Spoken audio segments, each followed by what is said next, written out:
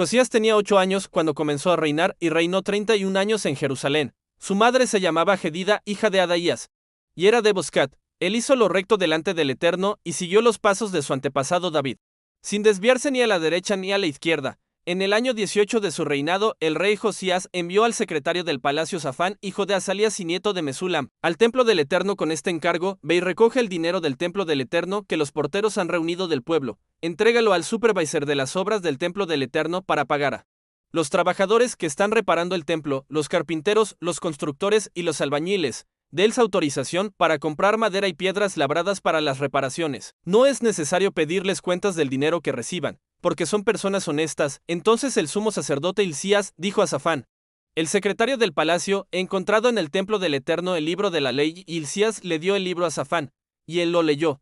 Luego Safán, el secretario del palacio, fue al rey y le dio su informe: tus siervos han contado el dinero que había en el templo y lo han entregado a los supervisores de los trabajadores que reparan el templo. Después Safán dijo al rey: el sumo sacerdote Hilcías también me ha entregado un libro. Y Safán lo leyó delante del rey. Cuando el rey oyó las palabras del libro de la ley, rasgó sus vestiduras y dio esta orden al sacerdote Hilcías, a Ahicam hijo de Safán, a Acbor hijo de Micaías, al propio Safán y a Asaías, siervo del rey: consulten al Eterno por mí y por todo el pueblo de Judá acerca de lo que está escrito en este libro que ha sido encontrado. Sin duda la ira del Eterno se ha encendido contra nosotros, porque nuestros antepasados no obedecieron las palabras de este libro, ni hicieron conforme a todo lo que está escrito para nosotros. Entonces el sacerdote Hilcías, Ahicam, Acbor, Safán y Asaías fueron a consultar a la profetisa Hulda, esposa de Salum hijo de Tikva, hijo de Aras, encargado del vestuario del palacio. Ella vivía en la parte nueva de Jerusalén. Cuando le hablaron, ella respondió: así dice el Eterno, el Dios de Israel: digan al hombre que los envió que yo traeré calamidad sobre este lugar y sobre sus habitantes, conforme a todas las palabras del libro que el rey de Judá ha leído, porque me han abandonado y han quemado incienso a otros dioses, provocando mi ira con todas las obras de sus manos. Por eso mi ira se ha encendido contra este lugar y no se apagará. Pero al rey de Judá, que los envió a consultar al Eterno, díganle: así dice el Eterno, el Dios de Israel, acerca de las palabras que has oído, por cuanto tu corazón se conmovió y te humillaste delante del Eterno al oír lo que dije contra este lugar y contra sus habitantes, que llegarían a ser objeto de desolación y maldición, y rasgaste tus vestiduras y lloraste delante de mí. Yo también te he escuchado, dice el Eterno. Por eso te reuniré con tus antepasados y serás sepultado en paz. Tus ojos no verán todo el mal que traeré sobre este lugar. Entonces ellos llevaron la respuesta al rey. El rey convocó inmediatamente a todas las autoridades de Judá y de Jerusalén. Subió al templo del Eterno, acompañado de todos los hombres de Judá y de todos los habitantes de Jerusalén, desde los más importantes hasta los más humildes, junto con los sacerdotes y los profetas. Allí leyó públicamente todo lo que estaba escrito en el libro del pacto encontrado en el templo del Eterno. El rey se puso de pie junto a la columna y, delante del Eterno, hizo un juramento comprometiéndose a seguir al Eterno, a confiar en él y a obedecerle. Prometió obedecer de todo corazón sus mandamientos acerca de lo que debían creer y hacer, y practicar todo lo que estaba escrito en el pacto, todo lo que estaba registrado en el libro. El pueblo también se puso de pie en señal de acuerdo, y todos se comprometieron unánimemente. El rey ordenó al sumo sacerdote Hilcías, a los sacerdotes auxiliares y a los guardianes del templo que sacaran del templo del Eterno todo lo que estaba relacionado con la adoración a Baal Azeraya, los poderes cósmicos, y que lo purificaran.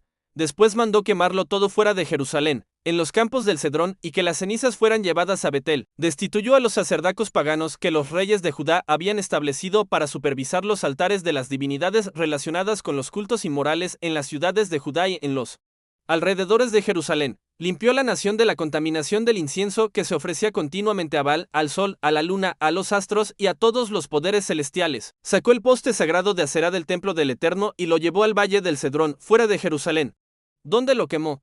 Luego esparció las cenizas en el cementerio, derribó las habitaciones de los prostitutos sagrados que estaban dentro del templo del Eterno y donde también las mujeres tejían mantos para los postes de Aserá. Eliminó de las ciudades de Judá a los sacerdotes paganos y destruyó los altares de las divinidades relacionadas con los cultos inmorales donde esos sacerdotes quemaban incienso, desde Geba hasta Beerseba. También derribó los altares que estaban en la entrada de Josué, gobernador de la ciudad, los que estaban al lado izquierdo al entrar. Aunque esos sacerdotes no habían profanado el altar del Eterno en Jerusalén, comían con los demás sacerdotes, por eso también fueron eliminados. Después Josías profanó Tofet en el valle de Ben-Hinnom, para que nadie volviera a sacrificar a sus hijos a Moloc. Quitó los caballos que los reyes de Judá habían colocado a la entrada del templo del Eterno en honor al dios Sol. Estaban en el patio, cerca de la sala del funcionario Natán Melec. También quemó los carros dedicados al sol. El rey destruyó los altares que estaban en la azotea de la cámara de Acaz, los que habían construido los reyes de Judá y los que Manasés había levantado en los atrios del templo. Los deshizo por completo y arrojó sus escombros al valle del Cedrón. El rey también eliminó todos los altares de las divinidades relacionadas con los cultos inmorales que estaban al este de Jerusalén en la ladera sur del monte de la destrucción, los que el rey Salomón había construido para hacer a la diosa de los sidonios, para Quemos el ídolo de los moabitas y para Moloc el el dios de los amonitas. Derribó los altares, destruyó los postes sagrados de Aserá y llenó esos lugares con huesos humanos. Luego fue el altar de Betel que Jeroboam hijo de Nabat había construido, el mismo Jeroboam que hizo pecar a Israel. Destruyó el altar y quemó el santuario, reduciéndolo a cenizas. También quemó el poste sagrado de Aserá. Josías miró alrededor y vio los sepulcros que estaban en la colina. Mandó sacar los huesos de las tumbas y los quemó sobre los altares paganos para profanarlos. Así se cumplió la palabra del Eterno que el hombre de Dios había anunciado muchos años antes. Cuando Jeroboam estaba junto al altar en una celebración solemne, entonces el rey preguntó: ¿qué monumento es ese? Los hombres de la ciudad respondieron: es la tumba del hombre de Dios que profetizó contra el altar de Betel. Lo mismo que tú acabas de hacer. Josías dijo: dejen sus huesos en paz. Así dejaron sus huesos, junto con los huesos del profeta que había venido de Semeía. Pero Josías no se detuvo allí. Recorrió todas las ciudades de Semeía donde los reyes de Israel habían construido altares para las divinidades de esos cultos y que habían provocado la ira del Eterno. Mató a todos los sacerdotes que oficiaban en esos altares y quemó sus huesos sobre ellos, profanándolos. Después de esto, Josías regresó a Jerusalén. Luego el rey ordenó al pueblo: celebren la Pascua del Eterno su Dios. Tal como está escrito en el libro del pacto, la Pascua no se había celebrado así desde los días de los jueces que gobernaron a Israel, ni en los días de los reyes de Israel, ni de los reyes de Judá. Pero en el año 18 del reinado de Josías se celebró la Pascua delante del Eterno en Jerusalén. Josías purificó el país eliminando a los que consultaban espíritus, los ídolos domésticos y las imágenes talladas, toda clase de objetos y figuras abominables que había en Judá y en Jerusalén. Hizo todo esto para cumplir las palabras de la ley que estaban escritas en el libro que el sacerdote Hilcías había encontrado en el templo del Eterno. No hubo antes ni después otro rey como Josías que se volviera al Eterno con todo su corazón, con toda su alma y con todas sus fuerzas, obedeciendo la ley de Moisés. Nunca más se levantó un rey como él. Sin embargo, a pesar de Josías, la ira del Eterno no se apagó por todo lo que Manasés había hecho para provocarla. Por eso el Eterno dijo: también quitaré a Judá de mi presencia, así como quité a Israel. Rechazaré a esta ciudad que escogí, Jerusalén, y al templo del cual dije: mi nombre estará allí. El resto de los hechos de Josías está escrito en las crónicas de los reyes de Judá. Josías murió cuando el faraón Necao, rey de Egipto, marchó para ayudar al rey de Asiria en el río Éufrates. Josías salió a enfrentarlo en Megido, pero Necao lo mató allí. Sus siervos llevaron su cuerpo en un carro desde Megido hasta Jerusalén y lo sepultaron en su sepulcro. Entonces el pueblo tomó a Joacás, hijo de Josías, lo ungió y lo proclamó rey en lugar de su padre. Joacás tenía 23 años cuando comenzó a reinar y reinó 3 meses en Jerusalén. Su madre se llamaba Mutal, hija de Jeremías, de Libna. Él hizo lo malo ante los ojos del Eterno, siguiendo el ejemplo de sus antepasados. El faraón Necao lo apresó en Ribla, en la región de Hamat, y lo encarceló para que no reinara en Jerusalén. Impuso a Judá un tributo de 3,5 toneladas de plata y 35 kilos de oro. Luego el faraón Necao puso como rey en su lugar a Eliaquim, hijo de Josías, y le cambió el nombre a Joacim. A Joacás lo llevó a Egipto, donde murió. Mientras tanto, Joacim pagaba el tributo de plata y oro exigido por el faraón. Recaudaba ese dinero del pueblo mediante impuestos para cumplir con lo que se le había impuesto. Joacim tenía 25 años cuando comenzó a reinar y reinó 11 años en Jerusalén. Su madre se llamaba Zebida, hija de Pedaías, de Ruma. Él hizo lo malo ante los ojos del Eterno, siguiendo el ejemplo de sus antepasados. Durante su reinado, Nabucodonosor, rey de Babilonia, invadió Judá.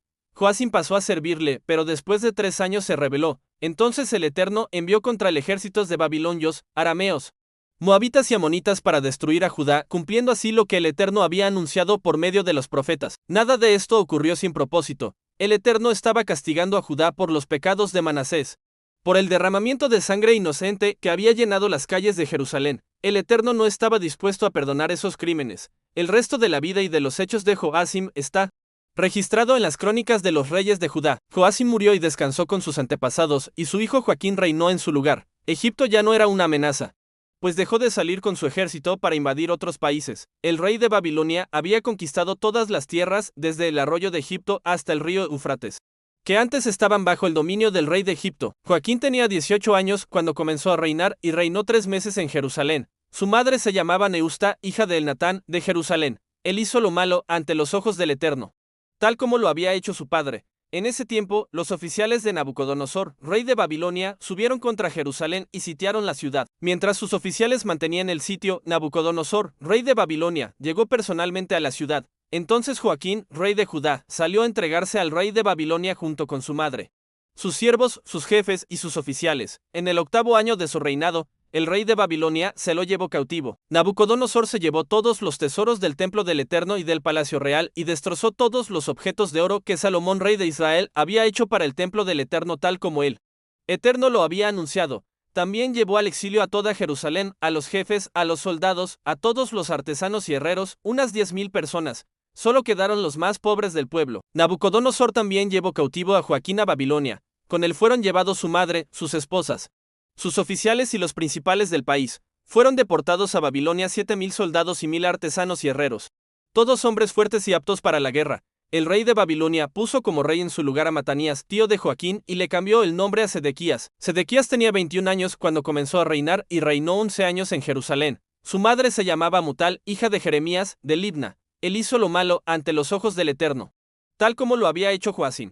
Todo esto sucedió a Jerusalén y a Judá por causa de la ira del Eterno, hasta que finalmente los expulsó de su presencia. Después de esto, Sedequías se rebeló contra el rey de Babilonia. La rebelión de Sedequías comenzó en el 10º mes del 9º año de su reinado. Nabucodonosor y todo su ejército marcharon contra Jerusalén, acamparon alrededor de la ciudad, la sitiaron y construyeron rampas de ataque. La ciudad permaneció sitiada durante 19 meses hasta el 11º año del reinado de Sedequías. En el 4º mes del 11º año del reinado de Sedequías, el hambre se agravó y ya no había alimento para el pueblo. Entonces se abrió una brecha en las líneas enemigas y, durante la noche, todo el ejército huyó por la puerta entre los dos muros, cerca del jardín del rey. Pasaron entre los babilonios que rodeaban la ciudad y se dirigieron hacia el Jordán en el valle del Arabá. Pero los babilonios persiguieron al rey y lo alcanzaron en las llanuras de Jericó. El ejército de Sedequías se había dispersado y lo había abandonado.